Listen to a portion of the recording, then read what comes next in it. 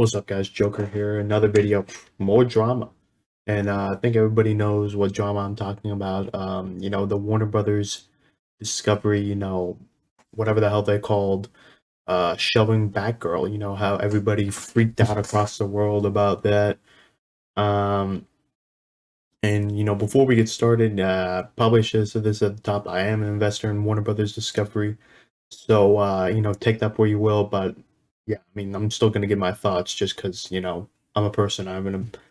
Everyone has an opinion, so might as well, give mine. And yeah, before we get into it, also please like and subscribe. It helps out the channel. And yeah, let's just get into it. So yeah, this is where I wanted to start, mostly from this IGN article, just mostly because everybody already knows they shelved Batgirl. They started taking off some HBO Max exclusive like movies and stuff like that.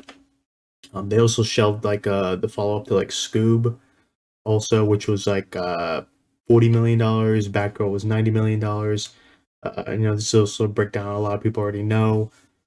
But this IGN article was kind of interesting to me when I read it, and kind of mostly where I wanted to make the video from, um, because it was kind of interesting in a sense where it's like, yeah, it's kind of like DC is like off in another direction where we don't know where the hell they're going, but at least there's a Joker sequel, so I mean there's a thing. um but yeah, they did announce they're gonna restructure, make a new 10-year plan, something like that. This has been put up in the past too, that Warner Bros is like trying to like find their Kevin Feige to like guide them in a new direction. And it is kind of frustrating to see it from that kind of perspective. It also talks about how they lost Nolan to Universal because it just didn't have the relationship, just deteriorated. And it mostly deteriorated because of HBO Max, like putting these movies on to HBO Max immediately. He didn't like that and left. And now they're going back in a direction where it's like they're gonna kind of reverse and give a bigger theatrical window and then worry about streaming later, and also not cater content to streaming originally. I mean, that's where they want to go. So what do I think? When I first heard the news, I was kind of like, why are they doing this? They could just like shit out the movie, even if it is bad. Just because it's like it's $90 million, you kind of don't want to light that on fire. The reason, the more technical reason and business reason, is if they never release the movie, they can write it off. So that is actually a big accounting advantage to do, especially since Warner Brothers, when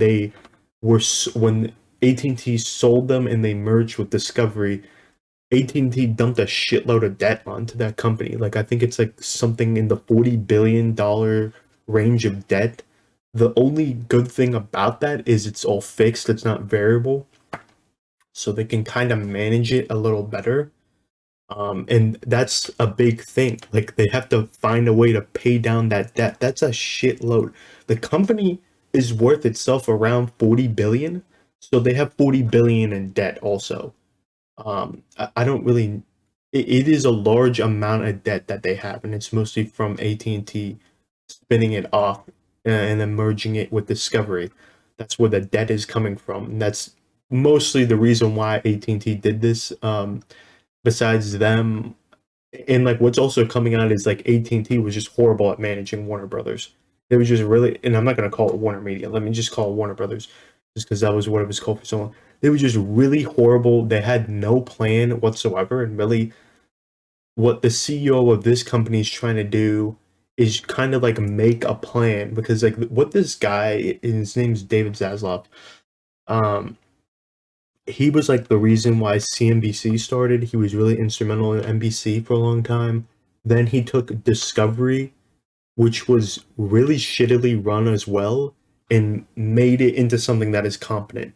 And that's what they're trying to do now with this entire behemoth that is Warner Brothers Discovery, is trying to make it into something that isn't shittily managed. And you can kind of get it from the perspective of why continue with the old plan that wasn't working for the most part. I mean, outside of like Joker, it wasn't working. What Joker and like Wonder Woman, like it just really wasn't working, and they were kind of like going out of control with it too. Is they really didn't have a coherent plan.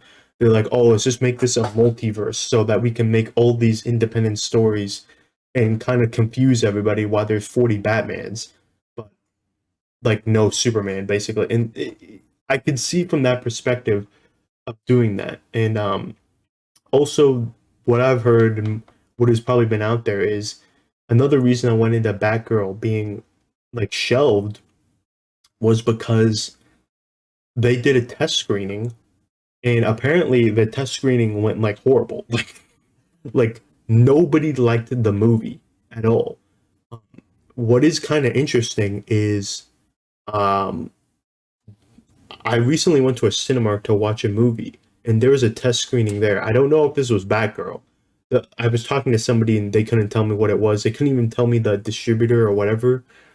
And it's not like, dude, just to clarify, like, if you tell me that, nobody's gonna care.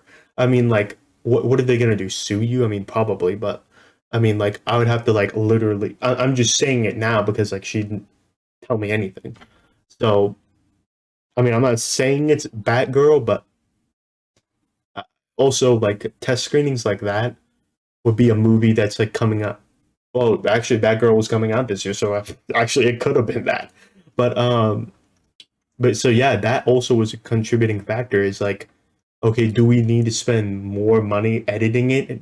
Do we need to do more reshoots and stuff like that? The marketing, it's like, it's not worth dumping more money into a trash can that's like already full.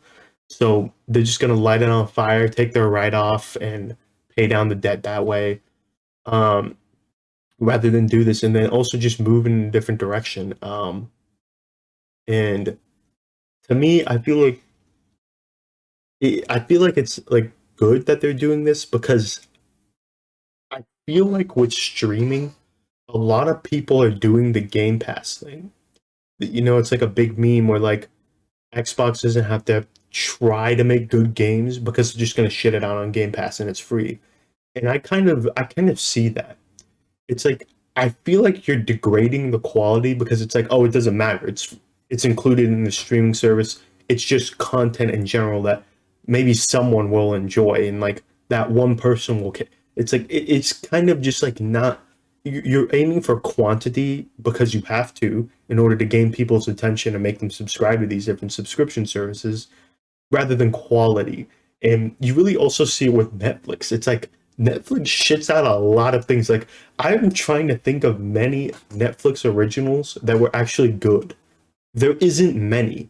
There really isn't many. It's like people talking about Stranger Things. So it's like, guys, can you name like three other things besides Stranger Things in the last 3 years? Like it's been a long time. I remember in the beginning it was like House of Cards. You would have House of Cards, those Netflix like Disney shows, those were good. Even though it was basically like Daredevil and Jessica Jones, and then Luke Cage was like okay, and then the second season was, but like it started to like as Netflix got bigger and bigger, and they had to spend more money because that's what you have to do. You have to spend a shitload of money in order to compete in this type of thing. You were degrading the quality, and you know, let me be honest, dude. I opened HBO Max like earlier this week. There's a lot of crap on there. There's like House of Dragon that could be cool and stuff like that, but there is a lot of crap on there that's like HBO Max original. It's like what you have to rein in the beast, and like sometimes it gets out of control. And you know what? For all we know, the movie was probably shit. I mean, like, who knows? That's probably why they canceled it. Um, it's just getting a lot of attention because it's a DC movie. Like, if this was and it also had a big budget. If this was like some indie movie, nobody would care. Nobody would care because, but also to be honest, if it was an indie movie, it would have been shit out as a straight to DVD video.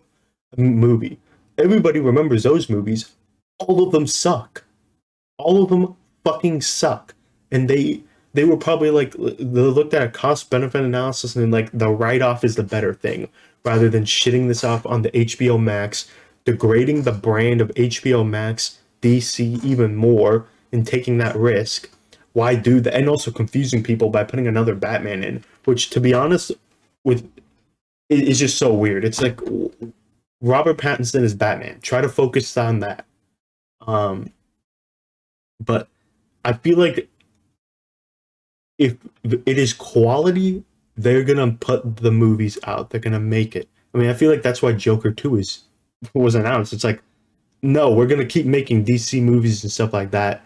It's just we're focusing on quality. I also saw this tweet where it's like this little screenshot. I think it was from their quarter. Uh, it's like HBO Max and Discovery Plus, and people were like memeing on this. It was like HBO Max male skew scripted lean in. I don't even know what that means, to be honest. Lean in, lean back. I don't know what that means. Appointment viewing, comfort viewing, home of fandoms, home of I don't even. People were memeing on genderdoms. I like that's a very memeable thing. And then also the lean back, lean in. Um, if you look at the male skew and female skew, I kind of agree with that because Discovery Plus is more like the, home things, 90 Day Fiance. And people also memeing on that 90 Day Fiance is a franchise for Warner Bros. Discovery. It's like, I could see that it's a 90 Day Fiance universe. Yeah, whatever. That's a franchise for them. Like, people, like, dude, you see so many clips from that stuff. That stuff is really popular.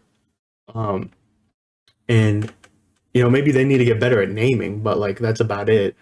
Um, Male skew I could see because of like DC and stuff like that, but it's like there, there's clearly targets with HBO Max. They clearly lean in a more male audience, even though there's definitely a lot of females that watch HBO Max, and there's definitely guys that watch Discovery Plus. But I mean, I don't even know anyone who has Discovery Plus, to be honest. So there's that, and the home of fandoms. I mean, that's pretty obvious with like DC and like yeah, DC, Harry Potter, even though they're not going to really have that. Um, but but like it's like kind of just like weird corporate speak here, where like you kind of just don't understand this. Um, Also, they're going to be merging HBO Max and Discovery Plus. I wouldn't be surprised if the name is HBO Plus, just to be honest, because I think HBO Max is a stupid name. But I also think putting plus at the end of everything is also pretty stupid. So there's that. Also want to talk about this stupid tweet right here where it's like, oh, this guy's a Trump supporter. It's like, dude, we don't even know.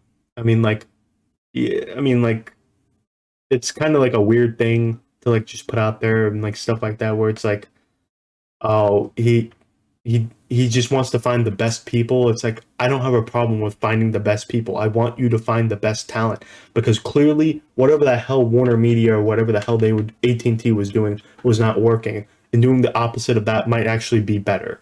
So looking for the best quality is always a good thing for me. And then also, putting CNN to focus on journalism rather than whatever the hell they've been doing, I think is a good thing. I think news networks need to focus on news and journalism rather than opinions. Because also, you look at CNN's ratings, they're shit. So who cares? Like what they were doing is not working. I mean, hell, they had they.